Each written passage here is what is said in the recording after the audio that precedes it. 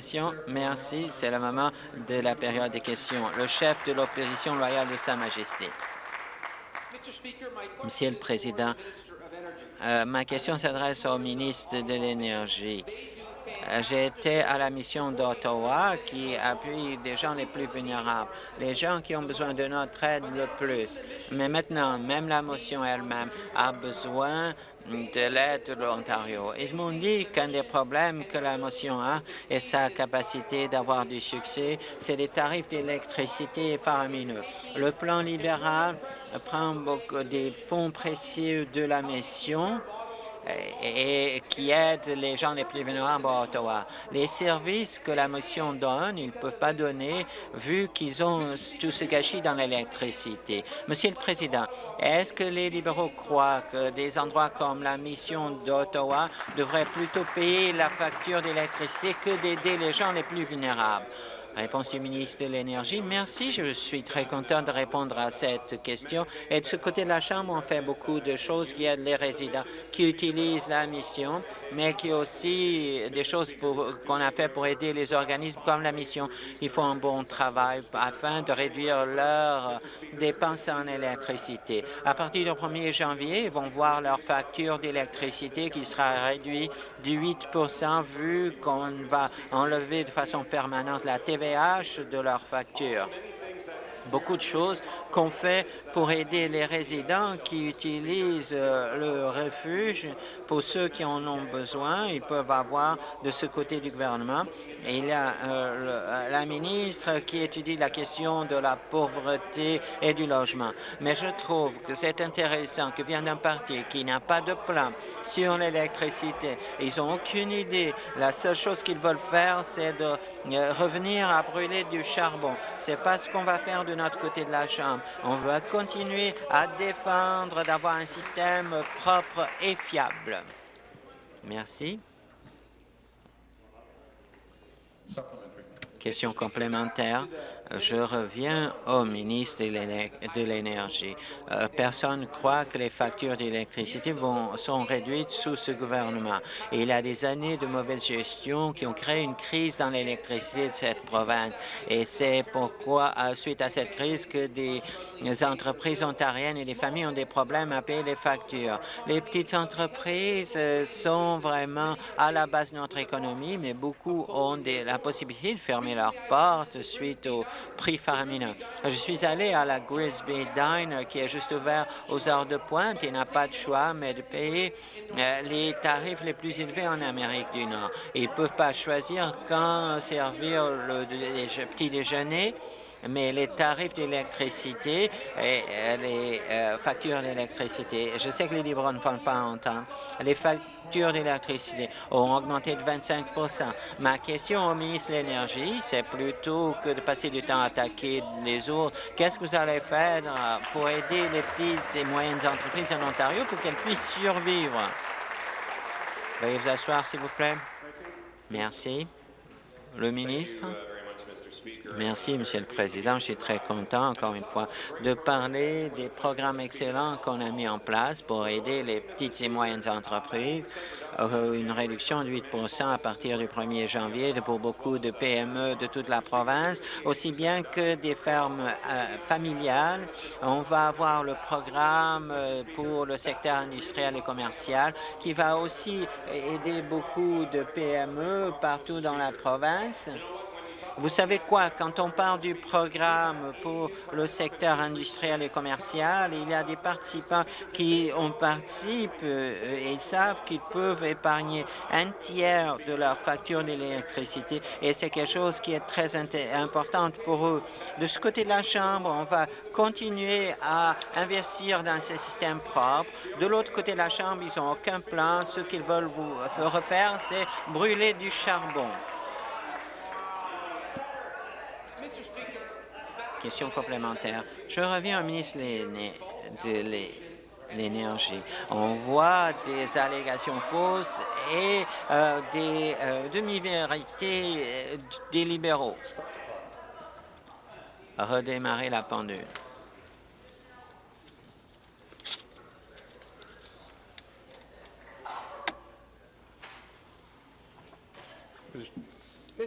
Monsieur le Président, le ministre de l'Énergie dit qu'ils ont un rabais de 8 mais c'est que ce qu'il ne dit pas, c'est que celui pour l'énergie propre est retiré.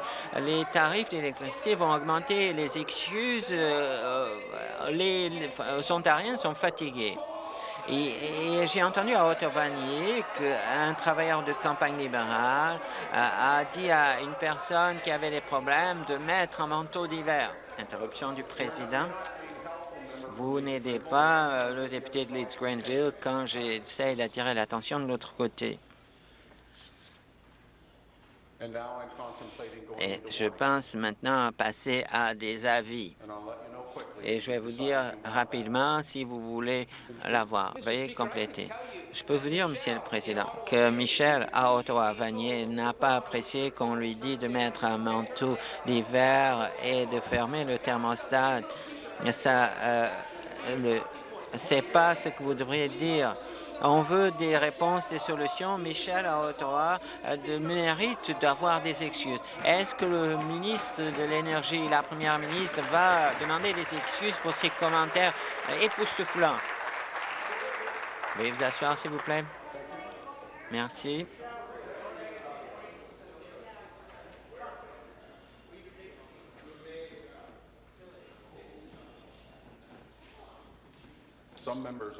Certains députés m'aident à prendre cette décision rapidement, en particulier ceux qui essaient de dire qu'ils ne chahutent pas les gens. Le ministre. Merci, Monsieur le Président.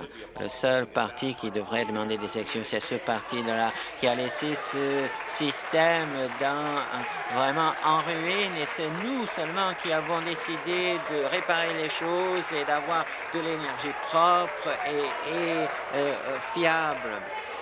Oui, vous savez quoi, Monsieur le Président, de ce côté-là de la Chambre, ils n'ont aucun plan, rien à dire à Michel. De notre côté, nous, on a beaucoup de choses à dire à Michel. 8 de réduction à partir du 1er janvier. 6 programmes qui sont là pour aider les gens. Et on a beaucoup de travail dans d'autres aspects en ce qui touche le secteur de l'électricité. On n'a aucun problème de parler d'un réseau qu'on a été obligé de nettoyer après ce qu'ils ont fait. Nous sommes très fiers de ce qu'on a fait et on va continuer à le faire pour la population de la province. Merci. Nouvelle question, le chef de l'opposition. Ma question s'adresse à la vice-première ministre. Dans la première journée dans l'Assemblée législative, j'ai demandé à ce qu'on crée un fonds des héros pour les premiers intervenants et pour les familles qui ont perdu un proche. Et je pense qu'il y a 9 ans, un résident, le constable Ross Plunkett, a perdu sa vie pendant qu'il travaillait. Ça a vraiment posé beaucoup de problèmes. Et cela a eu un impact négatif pour Barrie, le comté Simcoe. Rob Plunkett et des événements comme cela ont eu trop souvent et on a besoin de l'appui de la province. Dans la première journée en tant que député, j'ai posé la question et la première ministre dit qu'elle envisageait de le faire. Nous voyons un an plus tard et je demande à la vice-première ministre, est-ce qu'on va prendre soin des premiers intervenants, de nos héros et de leurs familles? Le ministre du Travail, s'il vous plaît. Merci et merci de la question. Et je remercie à tous. Et je pense que nous sommes tous très contents de voir des premiers intervenants ici qui sont représentés par les policiers de la province. Ce qu'on peut faire pour aider les gens qui sont là, qui courent vers les édifices dont on s'échappe, les pompiers, les ambulanciers, les policiers. Il faut s'assurer quand ils ont des problèmes, quand ils se trouvent dans une situation où ils ont le syndrome du stress post-traumatique et que le passé qu'on n'a pas traité, qu'on puisse l'aider. Ce gouvernement a décidé qu'il allait faire quelque chose. Et on a eu le projet de loi 163, des mesures législatives présomptives pour que ces gens-là qui nous aident quand on a besoin de cette aide. La meilleure chose que tout gouvernement peut faire pour démontrer son appui, c'est d'assurer que cette province mène le pays dans cette mesure. Merci. Question complémentaire. Monsieur le Président, je reviens à la vice-première ministre. Le projet de loi sur le syndrome du stress post-traumatique a eu lieu seulement 6 mois après le fait que l'opposition ait embarrassé le gouvernement pendant 6 mois. Arrêtez la pendule. Intervention du président. À l'ordre, s'il vous plaît.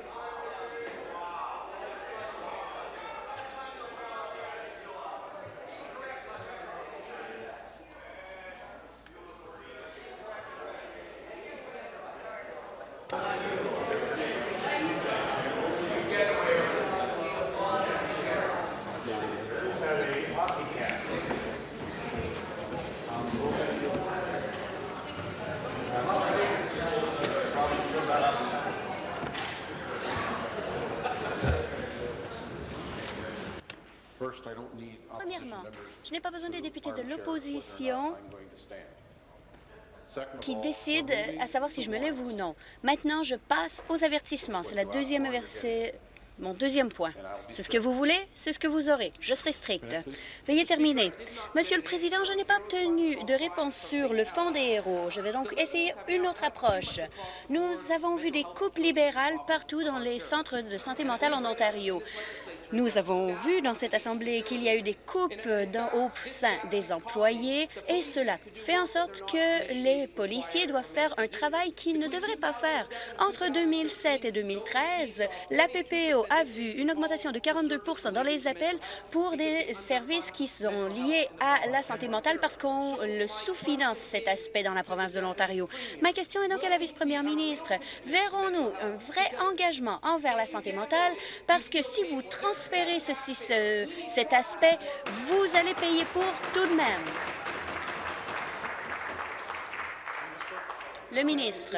Merci, Monsieur le Président. Laissez-moi ici amener vraiment les faits sur ce projet de loi pour le syndrome du stress post-traumatique. Il y a des gens ici qui travaillent à chaque jour pour défendre la communauté. Vous étiez complètement absent lorsqu'on a travaillé sur ce sujet. Asseyez-vous, s'il vous plaît. Asseyez-vous, s'il vous plaît.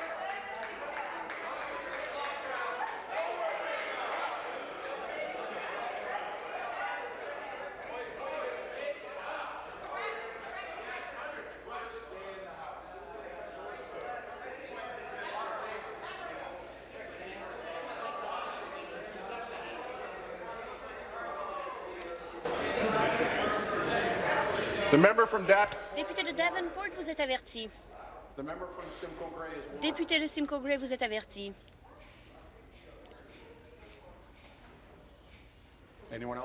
Quelqu'un d'autre veut un avertissement?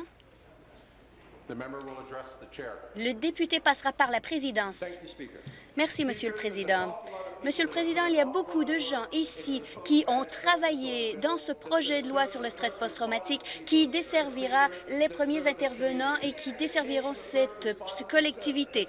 Ça a été établi par On a travaillé avec les premiers intervenants eux-mêmes dans les tables rondes, dans les rencontres, afin que cette province soit un chef de file en ce qui concerne le stress post-traumatique. Intervention du président. Député de Dufferin-Caledon, vous êtes averti.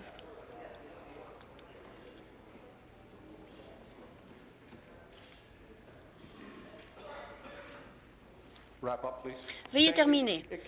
Merci. Nous avons eu aussi l'appui de la députée du troisième parti, Chérie Dinovo. Franchement, elle s'est relevée les manches et elle a fait le travail. Il faut la remercier de son bon travail. Intervention du président. Asseyez-vous, s'il vous plaît.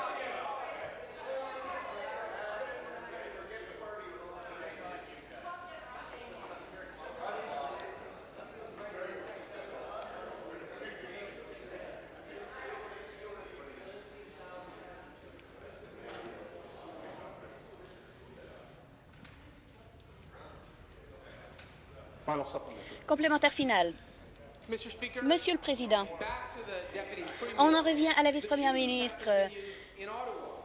Les fusillades continuent à Ottawa. Maintenant, on a annulé le financement pour la stratégie anti-fusils et gangs à Ottawa. On voit ici une grande demande pour poser des questions au gouvernement. Le maire Watson a dit Ottawa a vu une augmentation du nombre de fusillades dans la ville.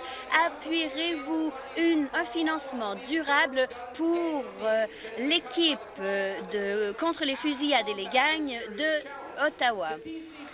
Le Parti progressiste conservateur veut ramener le financement. Cependant, les libéraux sont contre. Ma question au gouvernement est donc, est-ce qu'aujourd'hui, ils s'engageront à ramener le financement qu'ils ont retiré? Et s'ils ne le font pas pour les conservateurs, s'ils ne le font pas pour la sécurité publique à Ottawa, le ferez-vous pour Jim? Intervention du président. Asseyez-vous, s'il vous plaît. Le ministre, ça n'aide en rien. Ministre des Affaires à l'enfance et à la jeunesse, vous êtes averti. Merci, Monsieur le Président. J'envoie la question au ministre des Services correctionnels. Monsieur le Président, premièrement, il faut que le député ait les bons faits. La Ville d'Ottawa a reçu 7 millions de dollars en financement en 2015-2016. Voilà un bon départ.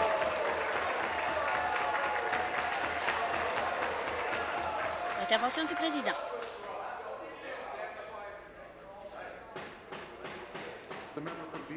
Député de Beaches-Est York, vous êtes averti. Le ministre retira ses propos. Le ministre. Nous allons donc dire une erreur dans les faits. Et nous continuons en disant qu'en fait, il y a une augmentation de 300 000 $ en financement pour les services policiers d'Ottawa. En fait, ils ont engagé 25 officiers de plus.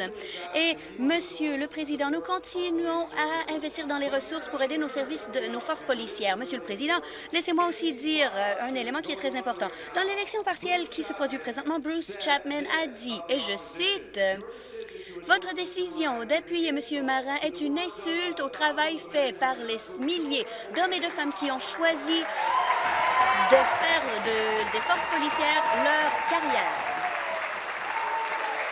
Intervention du président. Asseyez-vous, s'il vous plaît. Asseyez-vous, s'il vous plaît.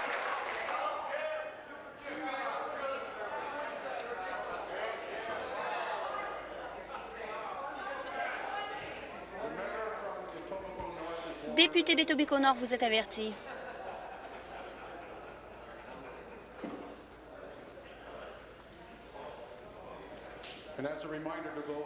Et pour ceux qui croient qu'ils peuvent s'enliser dans les sables mouvements, la prochaine fois que je vous avertis, vous êtes sortis.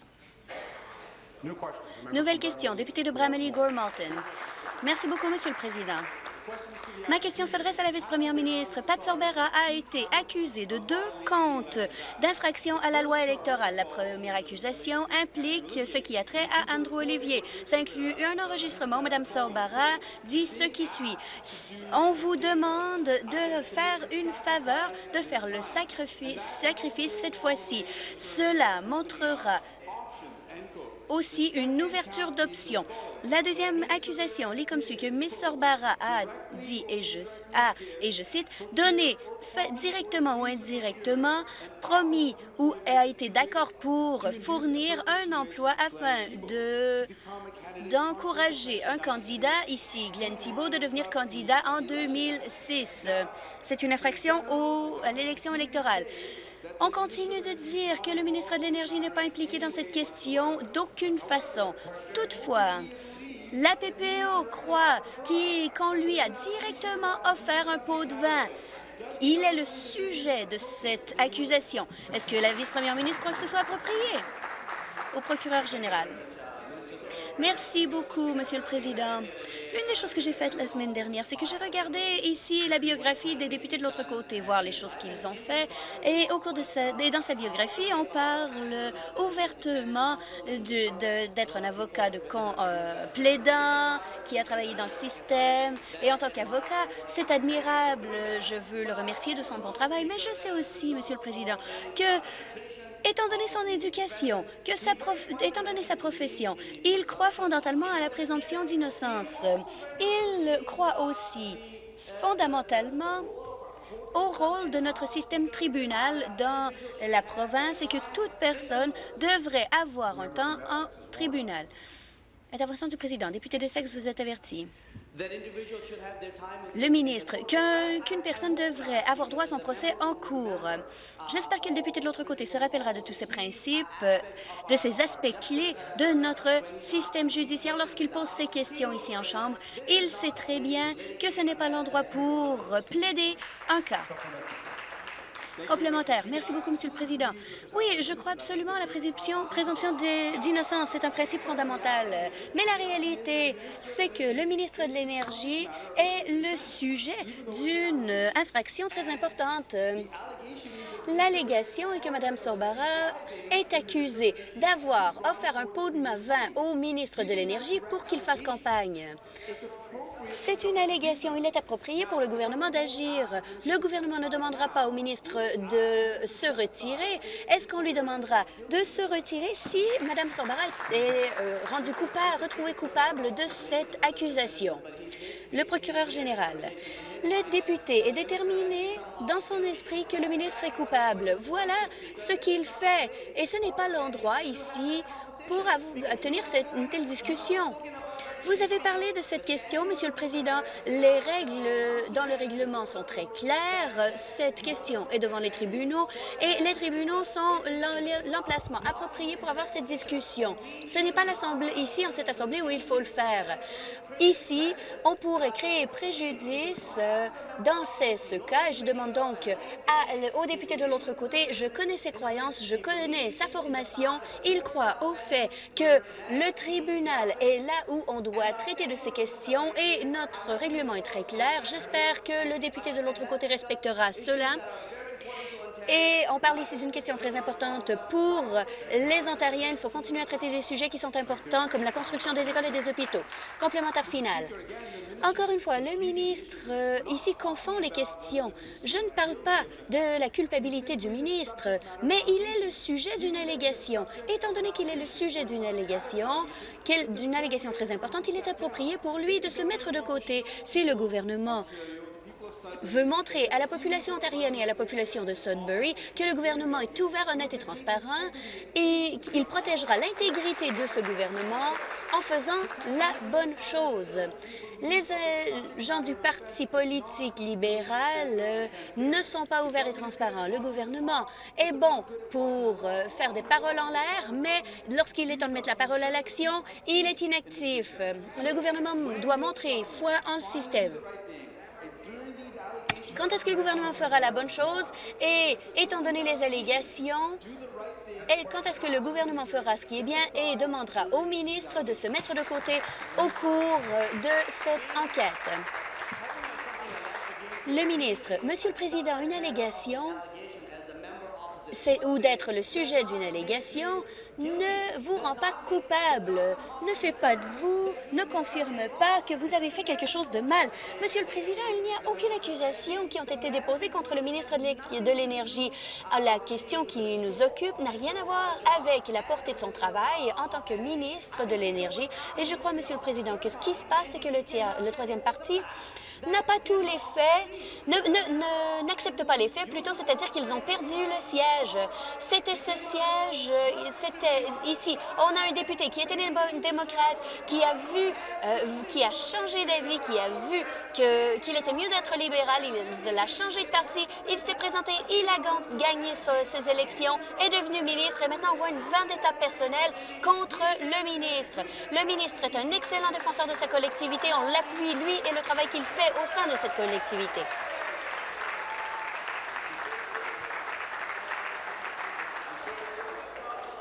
Intervention du président. Asseyez-vous, s'il vous plaît. Nouvelle question. Député d'Hamilton Est, Stony Creek. Merci. Ma question s'adresse à la vice-première ministre.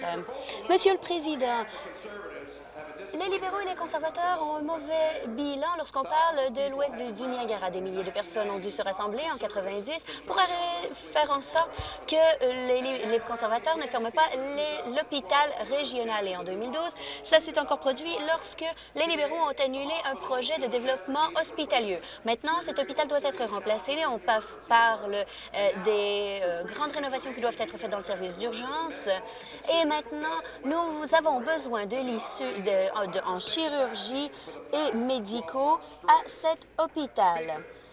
La capacité cet hôpital fonctionne à pleine capacité depuis 12 mois et j'aimerais savoir quand est-ce que le gouvernement agira afin d'empêcher que les patients n'aient à payer le prix.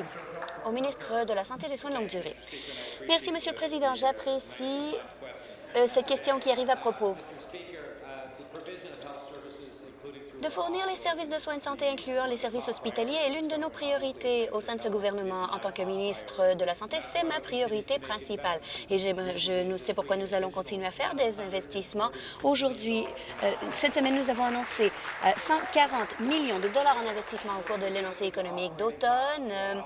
Nous fournissons du financement pour nos hôpitaux et cette année, en total, l'augmentation dans les fonds d'exploitation des hôpitaux partout à l'échelle de la province représente une augmentation de plus de 3 %. Et je peux garantir aux députés de l'autre côté que cette annonce qui a été faite pour l'augmentation de ce budget verra aussi une augmentation pour le budget de West Lincoln. Nous avons fourni 4,9 millions de dollars à West Lincoln. West Lincoln m'inquiète. Je sais qu'il fait partie d'un réseau représenté par le Centre des sciences du Niagara. Complémentaire. Je suis surprise de cette question. Cet hôpital fonctionne de 85 à 90 de sa capacité. Voilà ce qu'a dit la personne représentante des Airlis. Toutefois, on nous force à fonctionner à plus de 100 pendant 23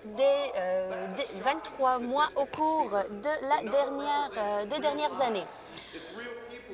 On parle ici de vraies vies, de vraies personnes qui doivent survivre à la surpopulation de cet hôpital. Ils se retrouvent dans les couloirs. Quand est-ce que le gouvernement sera sérieux sur l'état de nos hôpitaux et quand est-ce qu'ils s'attaqueront vraiment au danger de la surpopulation des hôpitaux ontariens?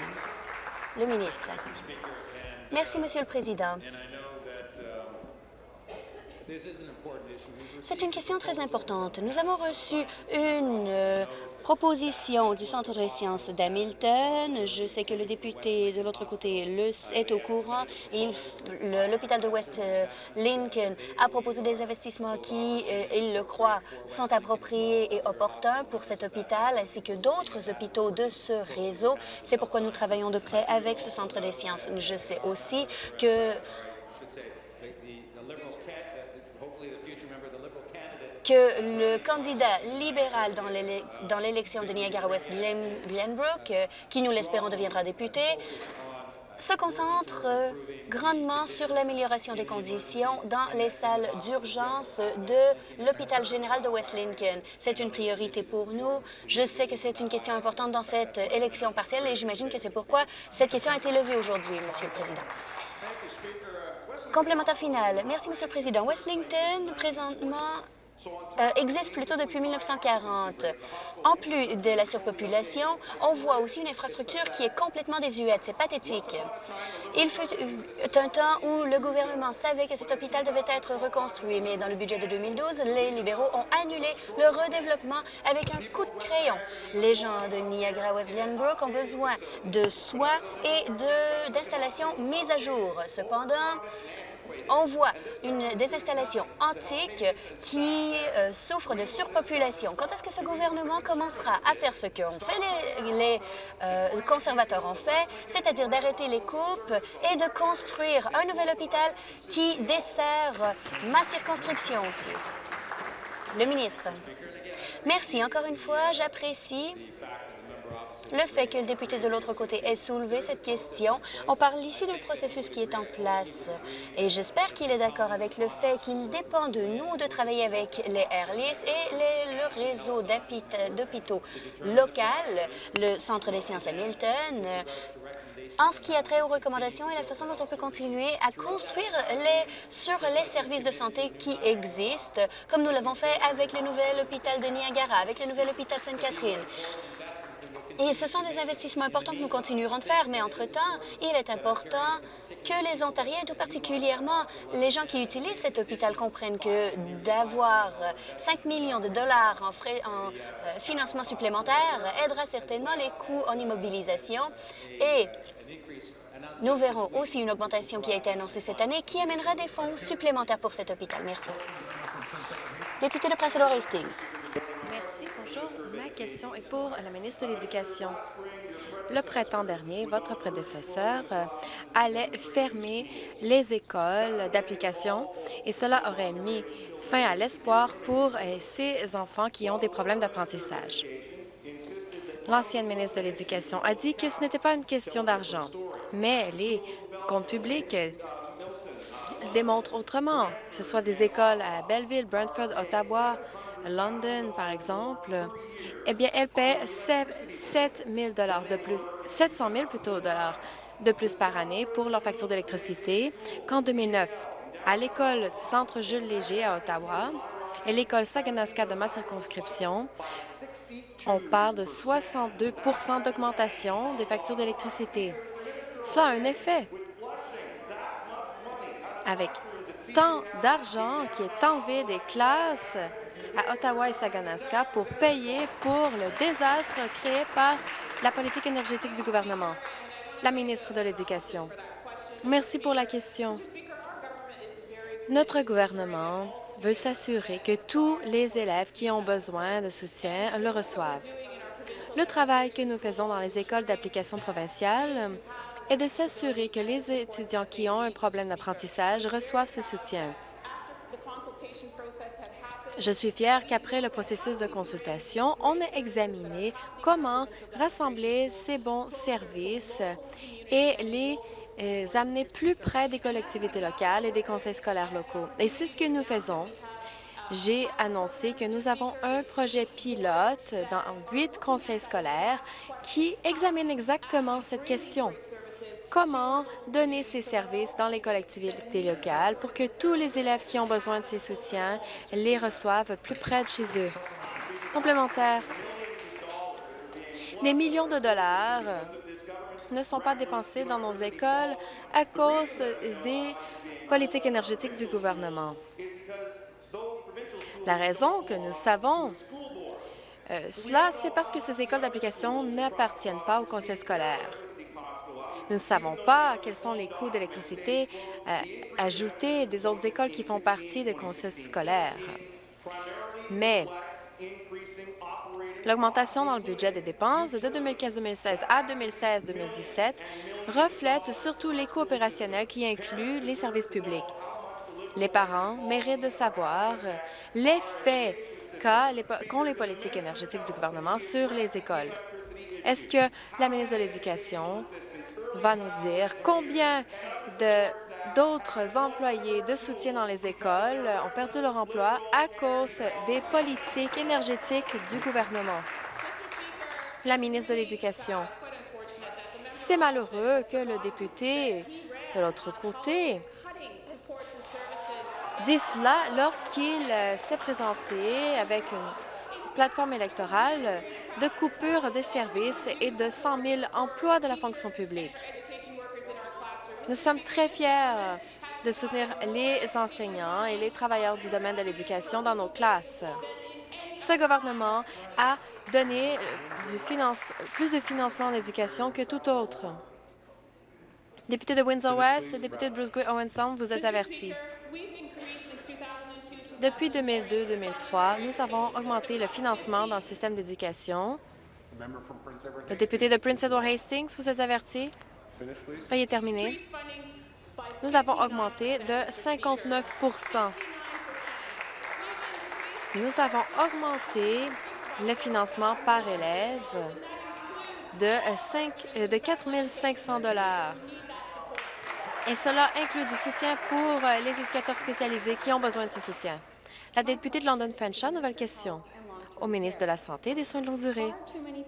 Beaucoup trop de gens en Ontario vivent dans une crise de santé mentale parce qu'ils ne peuvent pas recevoir les services dont ils ont besoin.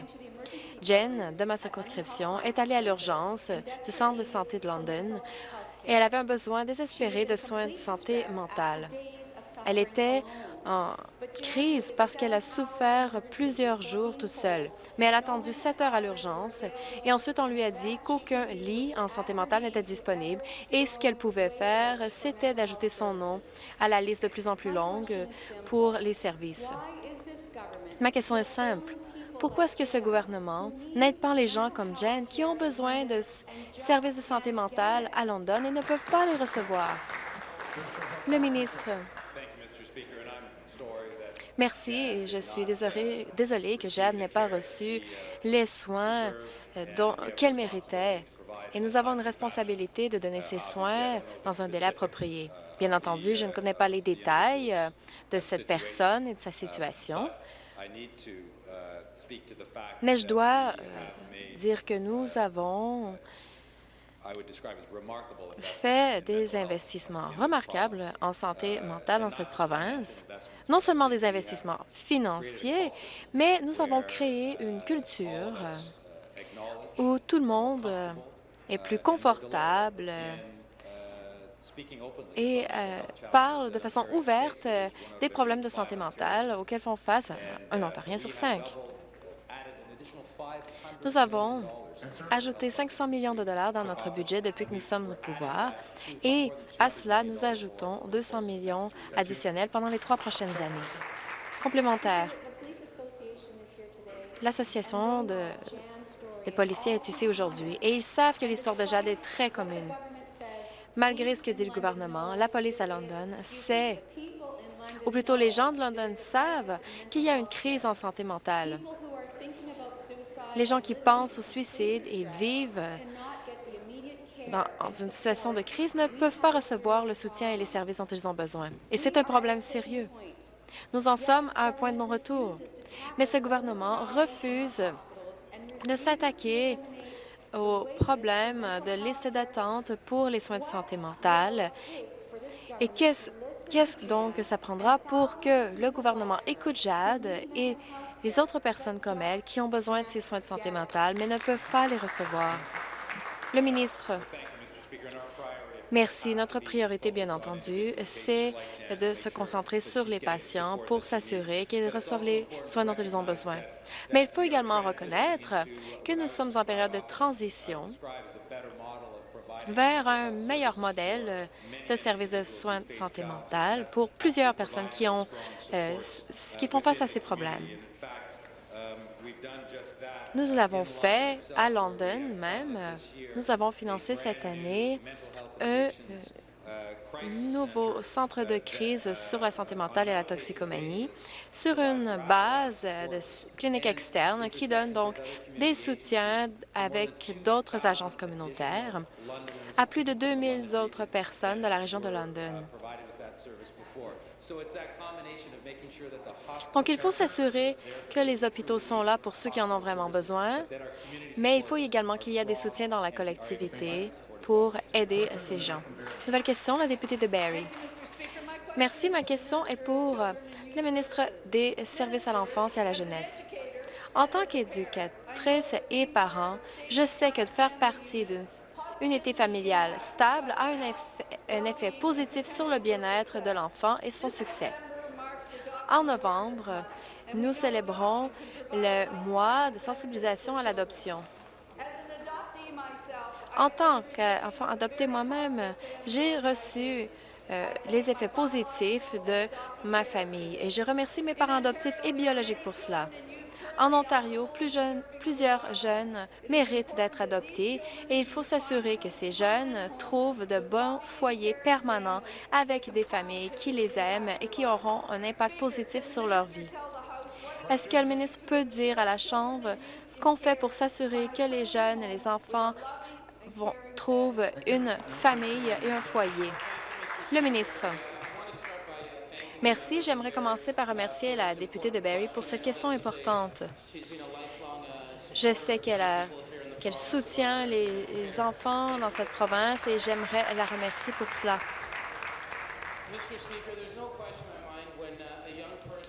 C'est clair pour moi, lorsque un jeune est placé dans une famille stable, permanente, eh bien, ils en bénéficient.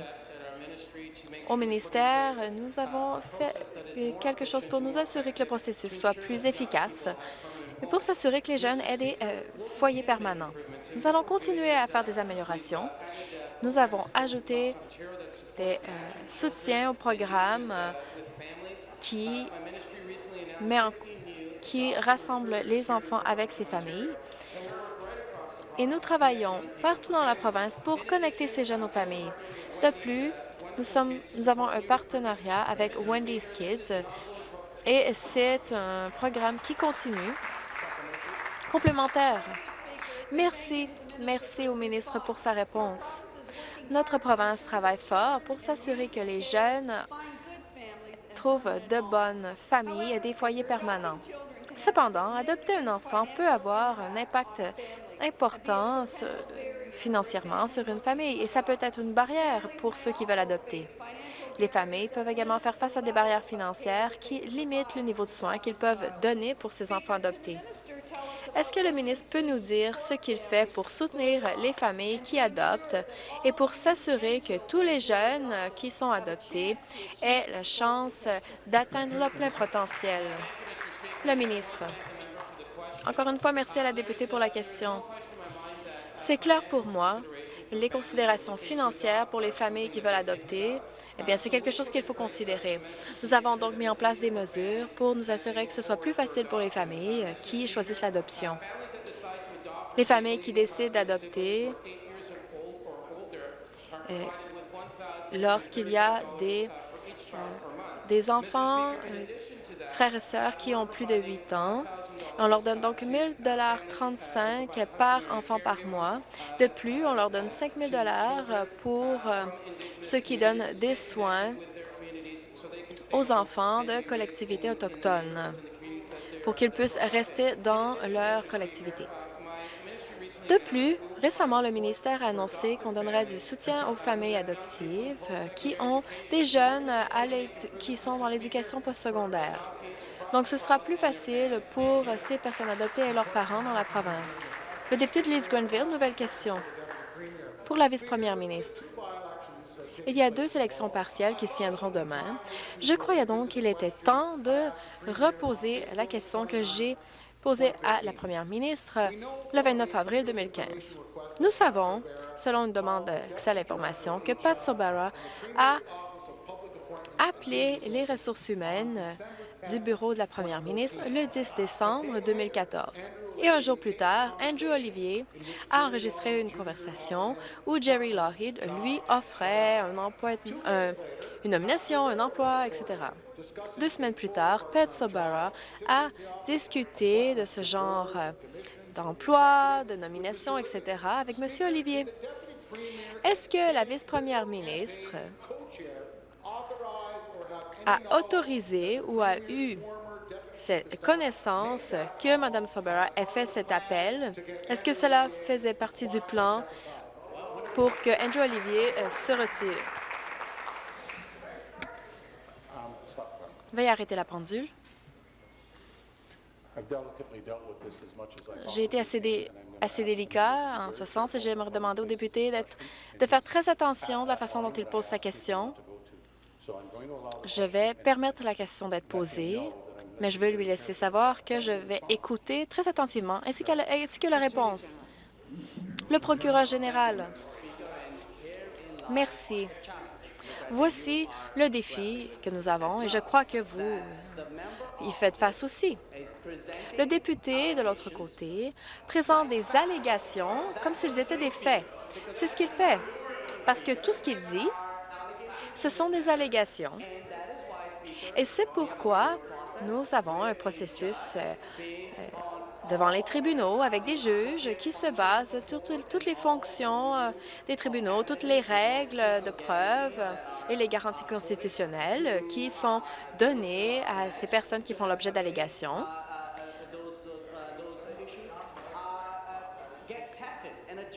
Et un juge va déterminer quel en est le résultat. Et c'est pourquoi nous avons ces règles dans notre règlement. Ce n'est pas l'endroit ici de discuter de cela. C'est inapproprié. Vous l'avez dit. Et je crois que le député de l'autre côté le sait. Il devait suivre les règles.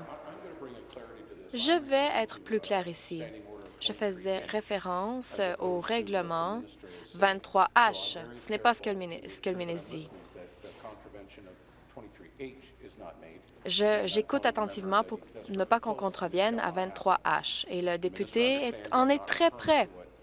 Le ministre sait très bien que je ne fais pas référence à ce quoi il fait référence. Veuillez continuer.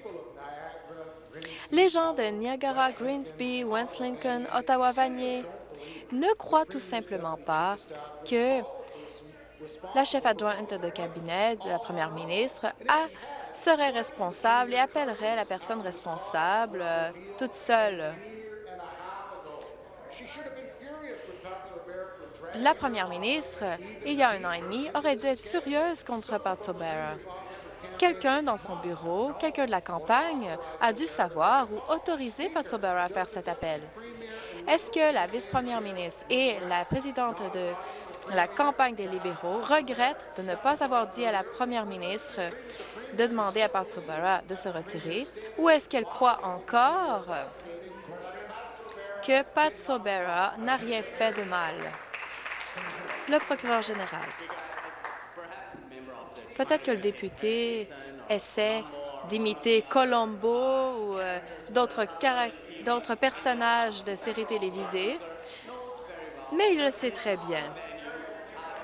Nous ne sommes pas dans un endroit approprié pour ce genre de questions. Il y a des allégations faites contre 2 personnes qui ne sont pas des députés ici. L'affaire est devant les tribunaux. C'est l'endroit approprié.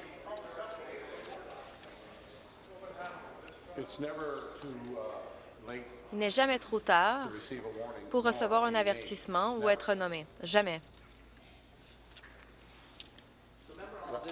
Le député peut poser autant de questions qu'il le veut à la Chambre, mais il sait que cette affaire est devant les tribunaux. C'est l'endroit le plus approprié pour en discuter et nous faisons confiance au système légal. Merci. Nouvelle question, la députée de Parkdale-High Park. À la vice-première ministre. Avant la dernière élection, l'ancien ministre des Transports a promis que le Union Pearson Express serait électrifié d'ici 2017.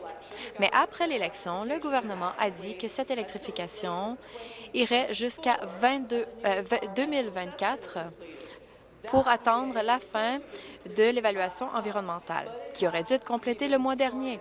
Mais elle n'a même pas été commencée. Le gouvernement a annoncé une autre pré-consultation, d'autres délais donc concernant l'électrification. Est-ce que le ministre va nous dire exactement quand le dernier train au diesel va être utilisé pour le Union Pearson Express? Le ministre des Transports. Merci à la députée pour sa question. Non seulement dans sa collectivité, mais dans d'autres comme Davenport, Parkdale-High Park et York Sud-Ouest, il y a beaucoup d'intérêt dans ce sujet. Ce que je peux dire à la députée, et elle le sait, je crois, dans ma lettre de mandat que j'ai reçue de la première ministre en 2014, il était très clair que j'étais responsable de ce dossier. Cela inclut l'électrification du corridor Kitchener et celui de Union Pearson Express. Et ce travail devait être complété dans une période de 10 ans, d'ici 2024. C'est la date à laquelle nous nous sommes engagés d'avoir terminé cette électrification et nous sommes sur la bonne voie. Complémentaire. Pour retourner au ministre, le ministre continue à créer des délais pour l'électrification des trains GO, mais il veut accélérer la construction d'un pont de 1,5 km qui va créer, qui sera dans la circonscription de Davenport. Il est clair que les trains qui vont passer sur ce pont vont être des trains au diesel et non pas des trains électriques. Pourquoi est-ce que le ministre accélère ce pont de 1,5 km dans Davenport et n'écoute pas les inquiétudes de la population tout en créant des délais pour l'électrification du UP Express? Le ministre des Transports. Je ne sais pas où commencer. Ce sont des allégations qui nous viennent de cette question. Et laissez-moi dire, pour commencer, la députée de Davenport, qui est ici derrière, a été vraiment... elle a travaillé très fort sur ce sujet. Et la députée qui pose la question le sait très bien que le week-end après cette décision, nous avons eu une réunion avec les concitoyens. On nous demande pourquoi les transports publics ne sont pas faits aussi rapidement. Et d'un autre côté, on nous parle de l'électrification. La députée de Davenport, notre première ministre et notre équipe font ce qu'il faut. Député de Beaches East York pour une nouvelle question. Merci, Monsieur le Président. Cette question s'adresse à la ministre des Services sociaux et des services communautaires. Alors, comme tout le monde le sait, ce gouvernement se préoccupe des problèmes des personnes vulnérables et souhaite les aider au moment où elles en ont le plus besoin. J'ai promis à mes commettants que je me consacrerai au problème de la pauvreté dans ma circonscription et c'est ce que j'ai fait. Et de nombreux Ontariens sont desservis par les programmes de ce ministère des services sociaux et communautaires, entre autres le programme Ontario au travail et le POSPH, qui aide à aider les personnes les plus vulnérables.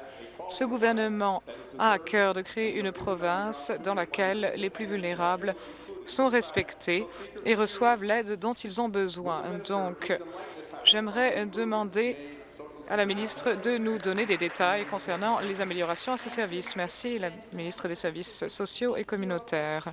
Merci au député pour sa question et merci à lui de se faire le champion des Ontariens vulnérables. En tant que ministre des Services sociaux et communautaires, on m'a demandé, dans le cadre de mon mandat, de transformer à long terme le système d'aide sociale. Notre gouvernement a répondu à ce défi.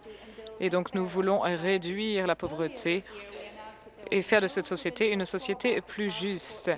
Et il a donc été annoncé au début de l'année qu'il n'y aurait pas de récupération sur les pensions alimentaires des familles bénéficiant de l'aide sociale, ce qui signifie que 19 000 familles verront une augmentation de 282 $ par mois de leurs revenus, ce qui représente 3 380 $ par an.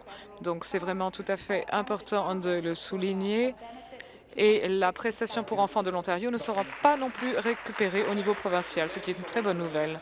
Merci beaucoup pour votre réponse et pour ce travail incroyable que vous fournissez à l'avantage des plus vulnérables de notre province. Et nous savons que les Ontariens représentent l'atout principal de notre province en matière de prospérité économique. Et c'est pourquoi nous nous engageons dans le cadre de ce gouvernement à les aider à atteindre leur plein potentiel au niveau de l'éducation, des soins de santé et des services d'emploi, ainsi que les services d'aide sociale. Et donc, je pense que vraiment, c'est très important de souligner que ce gouvernement investit dans la prestation pour enfants de l'Ontario, dans les prestations de santé pour les enfants vulnérables, la stratégie pour les familles à bas revenus et les frais de scolarité gratuits pour les étudiants à bas revenus. Est-ce que la ministre peut nous donner davantage de détails sur ces initiatives? Merci au député pour sa question. J'aimerais dire également que le gouvernement est en train de simplifier le processus de demande pour les jeunes atteints de déficience intellectuelle. ainsi que leurs parents. Dorénavant, ces jeunes n'auront pas à passer par un second processus afin de vérifier qu'ils sont admissibles au POSPH. Et donc, nous allons vraiment simplifier les processus de vérification médicale pour les personnes atteintes d'une invalidité qui souhaitent avoir accès aux prestations du POSPH. Nous allons également leur envoyer leur chèque directement pour qu'ils n'aient pas à passer par des services intermédiaires. Et donc, voilà certaines des choses que nous faisons pour aider les Ontariens qui ont besoin de l'aide sociale. Merci. Nouvelle question à député de Haliburton-Kawartha Lakes-Bronx. Merci. Ceci s'adresse au ministre des Finances. Malheureusement, l'énoncé économique d'automne est plein de mauvaises surprises pour les Ontariens. Et pour ma part, je me suis rendu compte que malheureusement, il n'y avait aucune disposition dans cet énoncé consacrée à la lutte contre la traite de personnes. Nous avons vu en page 135 de ce gouvernement que le gouvernement n'avait investi que 1,4 million de dollars dans la stratégie de lutte contre la traite de personnes. Au lieu des 72 millions promis, ce n'est même pas 2% de cette somme. Et donc, c'est vraiment absolument honteux. Et je peux vous dire que c'est un problème qui se pose de manière urgente à Ottawa et aux quatre coins de la province, et que c'est un problème qui mérite qu'on s'y consacre de manière concrète et directe. Il y a des victimes tous les jours. On ne peut pas se permettre d'attendre quand est-ce que le gouvernement va arrêter de se livrer à ces tours de passe-passe et prendre cette situation au sérieux. Merci, la ministre déléguée à la condition féminine. Merci beaucoup à la députée d'en face pour sa question. Ce gouvernement prend très au sérieux le problème de la traite des personnes. Nous savons que c'est un crime absolument odieux et qui représente une violation des droits de la personne. Et c'est pourquoi nous avons lancé notre stratégie de lutte contre la traite de personnes en juin de cette année. Et je pense vraiment que nous travaillons de manière étroite avec nos partenaires au niveau municipal et au niveau fédéral afin de faire avancer cette stratégie. Et comme le sait la députée d'en face, nous nous concentrons fortement sur la coordination de tous les services dont nous avons besoin pour soutenir les victimes et pour également leur offrir les services dont elles ont besoin. C'est une stratégie qui également se concentre sur la punition, bien sûr, des contrevenants et des criminels qui se livrent à cette traite de personnes. C'est une stratégie qui avance bien. Merci. Complémentaire. Il s'agit d'un problème qui se pose au niveau criminel. Et maintenant, nous avons certains communiqués de presse qui, de manière un peu disparate, nous donnent des renseignements au compte-gouttes. Et maintenant, nous comprenons pourquoi cette approche a été adoptée. C'est parce que la stratégie n'a pas avancé. Cela fait 5 mois que le gouvernement est inactif dans ce domaine. Et Ottawa et dans toute la province, les Ontariens s'attendent à ce que les gouvernements prennent les mesures promises. Pourquoi est-ce que le gouvernement prétend avoir agi dans ce domaine alors que les chiffres démontrent le contraire? La ministre. Le ministre de la Sécurité communautaire et des services correctionnels. Merci beaucoup. Je suis heureux d'entendre cette question de la part de la députée d'en face. Nous prenons ce problème très au sérieux et nous nous sommes engagés à investir 72 millions de dollars dans la lutte contre la traite de personnes. Nous allons également créer une équipe spécialisée dans ce problème au sein de la PPO et nous avons également fait un travail important avec le Collège policier de l'Ontario afin d'assurer la formation des agents de police concernant ce problème. Nous avons investi à Hamilton 38 000 $, à Halton 159 000 $, dans les services policiers, à Niagara 140 000 $, dans la région de Peel 90 000 $, à Windsor 162 000 $, à York 132 000 $, à Barrie 85 000 $ et à Guelph 63 000 $. Nous prenons ce problème très au sérieux de ce côté de la Chambre. Merci. Nouvelle question, le député de Essex. Merci. Cette question s'adresse à la première ministre suppléante. Il y a 3 ans, je me suis levée dans cette Chambre et j'ai demandé au gouvernement de nous expliquer son plan en matière de courses hippiques. Et lorsque j'ai demandé à la ministre compétente, ou plutôt à la première ministre, pourquoi elle ne finançait plus l'hippodrome de ma circonscription et celui de Woodbine également, elle m'a répondu que ce n'était pas vrai, que cela ne correspondait pas aux faits, mais si ce n'est pas exact, pourquoi est-ce qu'on a abandonné cet accord de financement sur 17 ans? Et pourquoi est-ce qu'on donne les rênes au Woodbine Entertainment Group, comme je l'avais prédit? Merci, le ministre des Finances.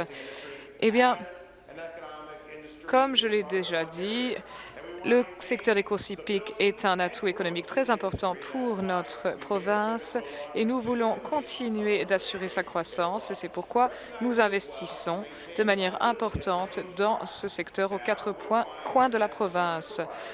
Et Woodbine, en tant que fournisseur de services, va pouvoir nous permettre de fournir des services importants aux hippodromes en difficulté.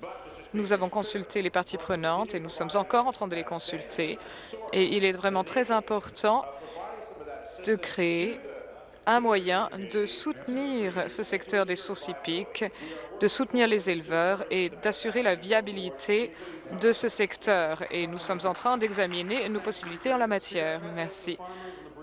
Complémentaire, j'ai rencontré les agriculteurs et les éleveurs dont c'est le gagne-pain.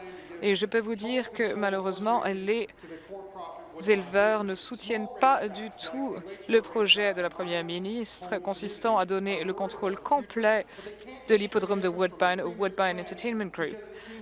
Et en réalité, c'est un plan qui a été mis en place sans aucune imputabilité ni transparence. Et le premier projet de modernisation des courses hippiques, du secteur des courses hippiques, a été une catastrophe. Alors, qui nous dit que ce plan va maintenant mieux fonctionner? En fait, Monsieur le Président, je suis d'accord avec le député d'en face. Nous voulons nous assurer que tous les acteurs du secteur des courses hippiques participent à sa modernisation. Nous voulons absolument que Woodbine soit leur fournisseur de services et que les hippodromes aient la priorité. C'est pourquoi nous avons mis en place un groupe de l'industrie des courses hippiques avec lequel nous avons des consultations et j'aimerais vraiment que tout le monde participe à ce processus de consultation afin de nous assurer d'utiliser les fonds consacrés à ce secteur à bon escient et afin d'assurer la viabilité de ce secteur. Merci. Nouvelle question, le député de Northumberland-Quinte West. Merci. C'est une question qui s'adresse à la ministre de l'Immigration et des Affaires civiques. L'Ontario demeure une destination en tête de file au Canada et de nombreux immigrés choisissent de s'y installer, tout comme ma famille qui est arrivée en 1959-1960.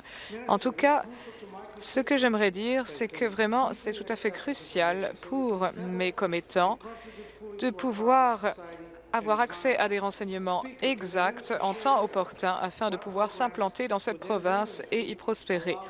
Est-ce que la ministre pourrait nous donner des détails concernant les renseignements fournis à ces nouveaux arrivants pour leur permettre de s'implanter en Ontario? Merci. La ministre des Affaires civiques et de l'immigration. J'aimerais donc remercier le député de Northumberland-Quinte West pour son travail important sur cette question. Nous avons le site web ontarioimmigration.ca ainsi que d'autres sites web au niveau municipal qui aident les immigrés et les nouveaux arrivants à s'installer en Ontario et à s'y établir. Nous avons toutes sortes de programmes linguistiques notamment, ainsi que des programmes d'aide en matière d'emploi qui leur permettent de s'établir au mieux dans notre province. Et notre ministère, Monsieur le Président, soutient les municipalités ontariennes par l'intermédiaire de 2 programmes de subventions distincts. Il y a un programme d'information sur l'immigration en ligne et un autre programme en ligne que nous offrons aux municipalités. Nous nous engageons à aider les immigrés à s'établir en Ontario. Merci, Madame la ministre, pour votre réponse. Je suis absolument persuadée que notre gouvernement fait tout son possible pour donner aux immigrés et aux nouveaux arrivants tous les renseignements dont ils ont besoin pour s'établir dans notre province. Et il est très important que ces services soient fiables et faciles d'accès. Et je suis vraiment très fière de constater que dans le comté de Northumberland, depuis 2012, nous nous sommes vus attribuer 348 000 $ dans le cadre du programme en ligne d'information municipale sur l'immigration. Donc, c'est vraiment tout à fait important de le souligner. Et il y a de nombreux immigrants francophones qui en ont bénéficié. Est-ce que la ministre pourrait nous donner des détails sur l'encouragement de l'immigration des francophones et les outils qui sont fournis à ces immigrés pour pouvoir s'établir en Ontario? Merci encore une fois au député pour sa question. Alors, par le biais de ce programme d'information en ligne sur l'immigration au niveau municipal, nous avons soutenu le développement de 32 différents sites Web municipaux consacrés à l'immigration, ce qui a attribué un profil en ligne à plus de 160 collectivités ontariennes. Nous sommes également engagés dans le cadre de ce gouvernement à encourager l'immigration des francophones. Nous en sommes à 5 % à l'heure actuelle et nous voulons bien sûr soutenir ces immigrés lorsqu'ils arrivent ici et les encourager à s'installer dans les collectivités francophones qui existent déjà en Ontario. Et j'aimerais encourager les municipalités et les organismes à nous soumettre leurs propositions dans le cadre de ce programme d'information sur l'immigration au niveau municipal. Et en fait, la date butoir est le 1er novembre. Merci. Décembre, pardon. La ministre de la Culture, du Tourisme et des Sports, j'aimerais souhaiter la bienvenue à un résident de Burlington, M. Keith Strong. Merci. Le député de Durham pour un rappel au règlement. J'aimerais corriger mon compte-rendu. J'ai confondu la commission des services locaux avec l'association policière locale. J'aimerais corriger mon compte-rendu. Merci. Nous avons un vote remis concernant la deuxième lecture du projet de loi 45. Sonnerie d'appel de 5 minutes.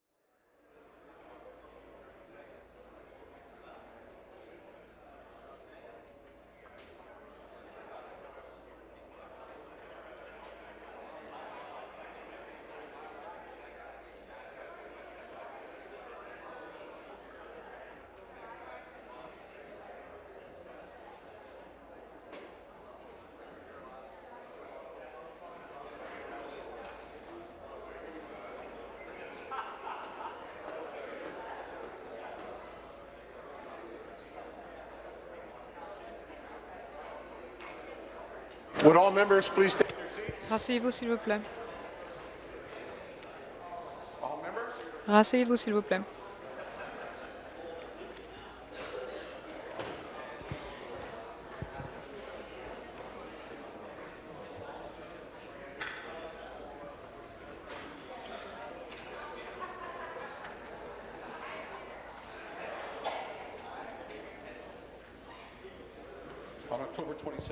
Le 27 octobre 2016, M. Naqvi a demandé la deuxième lecture du projet de loi 45, loi visant à modifier certaines lois en ce qui concerne les élections provinciales. M. Crack a demandé à ce que la question soit maintenant mise aux voix. Tous ceux qui sont pour, levez-vous en attendant d'être nommés. Mr. Crack. Mr. Crack. Mr. Naqvi. Mr. Naqvi. Mr. Bradley. Mr. Bradley. Mr. Del Duca. Mr. Del Duca. Ms. Sandals. Ms. Sandals. Mr. Sousa. Mr. Sousa. Ms. Matthews. Ms. Matthews. Mr. Hoskins. Mr. Hoskins. Mr. Shirelli. Mr. Shirelli. Ms. McCharles. Ms. McCharles. Mr. McMeekin. Mr. McMeekin. Mr. Cole. Mr. Cole. Mr. Berardinetti. Mr. Berardinetti. Mr. Delaney. Mr. Delaney. Mr. Dillon. Mr. Dillon. Mr. Moridi. Mr. Moridi. Mr. Coteau. Mr. Coteau. Ms. Hunter. Ms. Hunter. Mr. Flynn. Mr. Flynn. Mr. Tebow. Mr. Tebow. Mr. Orzetti. Mr. Orzetti. Mr. Quadri. Mr. Quadri. Ms. Mangat. Ms. Mangat. Madame Lalonde. Madame Lalonde. Ms. Domerla. Ms. Domerla. Ms. McGarry. Mrs. McGarry. Mr. Morrow. Mr. Morrow. Ms. Jasic. Ms. Jassic. Mr. Zimmer. Mr. Zimmer. Mrs. Albanese. Ms. Albanese. Ms. McMahon. Ms. McMahon. Mr. Ballard. Mr. Ballard. Ms. Naidu-Harris. Ms. Naidu-Harris. Ms. Wong. Ms. Wong. Mr. Fraser. Mr. Fraser. Mr. Anderson. Mr. Anderson. Mr. Baker. Mr. Baker. Mr. Dong. Mr. Dong. Ms. Hogarth. Ms. Hogarth. Ms. Koala. Ms. Koala. Ms. Molly. Ms. Molly. Mrs. Martins. Mrs. Martins. Mr. Milchin. Mr. Milchin. Mr. Potts. Mr. Potts. Mr. Rinaldi. Mr. Rinaldi. Ms. Vernile. Ms. Vernile. Ceux qui sont contre se lèveront en attendant d'être nommés. Mr. Wilson. Mr. Wilson. Mr. Arnott. Mr. Arnott. Mr. Hardiman. Mr. Hardiman. Ms. Jones. Ms. Jones. Mr. Brown. Mr. Brown. Mr. Clark. Mr. Clark. Mr. Fideli. Mr. Fideli. Mr. Yakubuski. Mr. Yakubuski. Mr. Hillier. Mr. Hillier. Mr. McNaughton. Mr. McNaughton. Ms. Scott. Ms. Scott. Mr. Barrett. Mr. Barrett. Mrs. Monroe. Mrs. Monroe. Mr. Urick. Mr. Urick. Mr. Bailey. Mr. Bailey. Mr. Walker. Mr. Walker. Mr. Smith. Mr. Smith. Mr. Harris. Mr. Harris. Mr. Nichols. Mr. Nichols. Ms. Marteau. Ms. Marteau. Mr. Pettipies. Mr. Pettipies. Mr. Coe. Mr. Coe. Mr. Vantoff. Mr. Vantoff. Mr. Singh. Mr. Singh. Ms. DeNovo. Ms. DeNovo. Mr. Miller, Hamilton East Stony Creek. Mr. Miller, Hamilton East Stony Creek. Ms. Sattler. Ms. Sattler. Mr. Natashak. Mr. Natashak. Ms. Armstrong. Ms. Armstrong. Ms. Fife. Ms. Fife. Ms. Campbell. Ms. Campbell. Mr. Monta. Mr. Monta. Mr. Hatfield. Mr. Hatfield. Ms. Gretzky. Ms. Gretzky. Mr. Gates. Mr. Gates. Ms. French. Ms. French.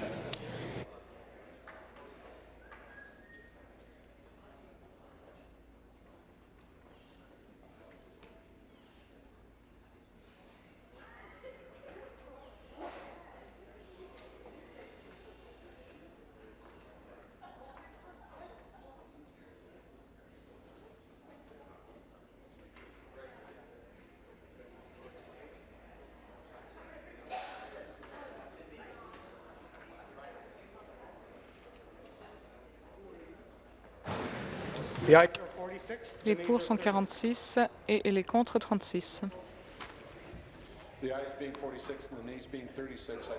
Étant donné que les pour sont 46 et les contre 36, je déclare la motion adoptée. M. Naqvi a demandé la deuxième lecture du projet de loi 45 visant à modifier certaines lois en ce qui concerne les élections provinciales. Plaît-il à la Chambre que la motion soit adoptée? J'ai entendu un non. Les pour dites oui. Les non dites non. À mon avis, les oui l'emportent. Convoquer les députés, sonnerie d'appel de 5 minutes.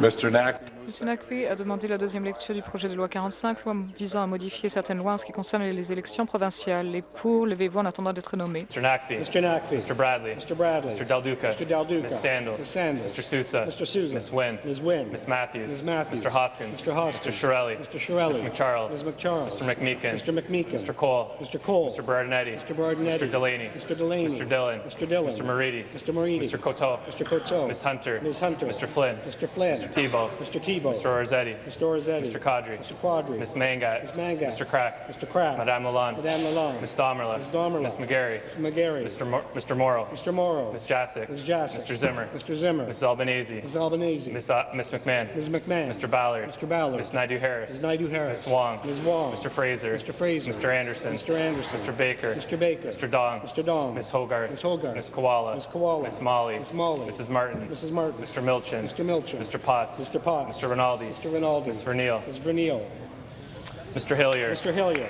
Mr. Arnott, Mr. Arnott. Mr. Hardiman, Mr. Hardiman. Mr. Wilson, Mr. Wilson. Ms. Jones, Ms. Jones. Mr. Brown, Mr. Brown. Mr. Clark, Mr. Clark. Mr. Fideli, Mr. Fideli. Mr. Yakubuski, Mr. Yakubuski. Mr. McNaughton, Mr. McNaughton. Ms. Scott, Ms. Scott. Mr. Barrett, Mr. Barrett. Mrs. Monroe, Mrs. Monroe. Mr. Urick, Mr. Urick. Mr. Bailey, Mr. Bailey. Mr. Walker, Mr. Walker. Mr. Smith, Mr. Smith. Mr. Harris, Mr. Harris. Mr. Nichols, Mr. Nichols. Ms. Marteau, Ms. Marteau. Mr. Pettipies, Mr. Pettipies. Mr. Coe, Mr. Coe. Mr. Cho, Mr. Cho. Mr. Singh, Mr. Singh. Mr. Vantoff, Mr. Vantoff. Ms. DeNovo, Ms. DeNovo. Mr. Miller, Hamilton East Stony Creek, Mr. Miller, Hamilton East Stony Ms. Creek. Sattler, Ms. Sattler. Mr. Natashak, Mr. Natashak. Ms. Armstrong, Ms. Armstrong. Ms. Fife, Ms. Fife. Ms. Campbell, Ms. Campbell. Mr. Monta, Mr. Monta. Mr. Hatfield, Mr. Hatfield. Ms. Gretzky, Ms. Gretzky. Mr. Gates, Mr. Gates. Ms. French. Ms. French.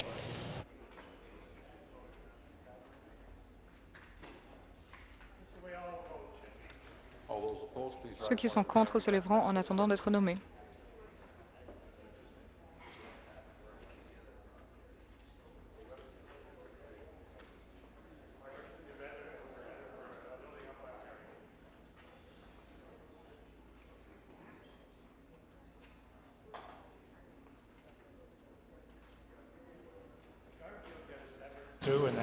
The ayes are 84. Les pour 184 et les contre 0. Étant donné que les pour sont 84 et que les contre sont 0, je déclare la motion adoptée.